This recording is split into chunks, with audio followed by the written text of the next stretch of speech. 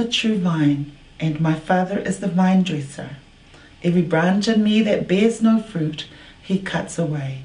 And every branch that does bear fruit, he prunes to make it bear even more. You are pruned already by means of the word that I have spoken to you. Make your home in me as I make mine in you. As a branch cannot bear fruit by itself, but must remain part of the vine, neither can you unless you remain in me. I am the vine, you are the branches. Whoever remains in me, with me in him, bears fruit in plenty. For cut off from me, you can do nothing. Anyone who does not remain in me is like a branch that has been thrown away. He withers. These branches are collected and thrown on the fire, and they are burnt. If you remain in me, and my words remain in you, you may ask what you will, and you shall get it. It's to the glory of my Father that you should bear much fruit, and then you will be my disciples.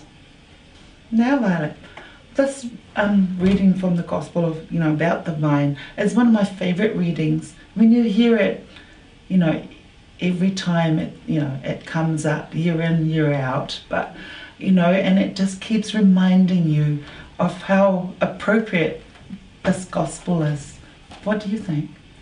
Yes, I quite like it because our Lord Jesus Christ is the vine and the Almighty Father is the gardener. He's responsible for us all.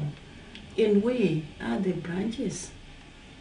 How can we be bearing fruit?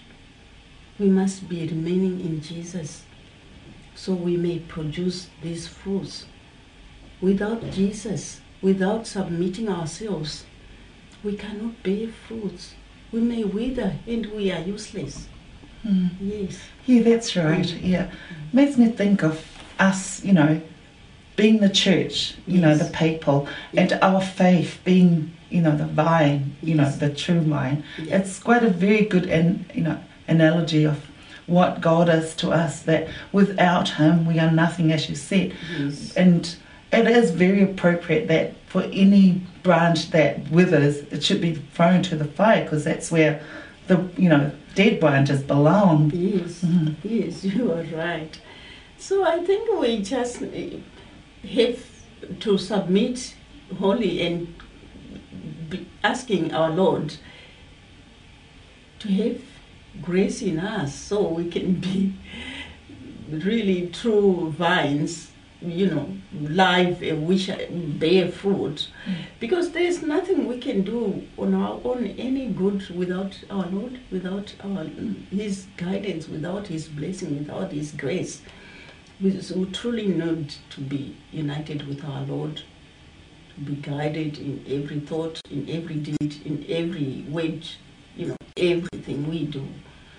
We need Jesus in our lives. Yeah, that is so true. I don't know how anyone can just live without, God in their life, because this is what the scriptures are telling us. And it is so true. We see it with our own eyes that, even we go about saying that we have faith, but, if our faith is not directed at the true person that, we're meant to be, uplifting and, to be, our God in our life, then,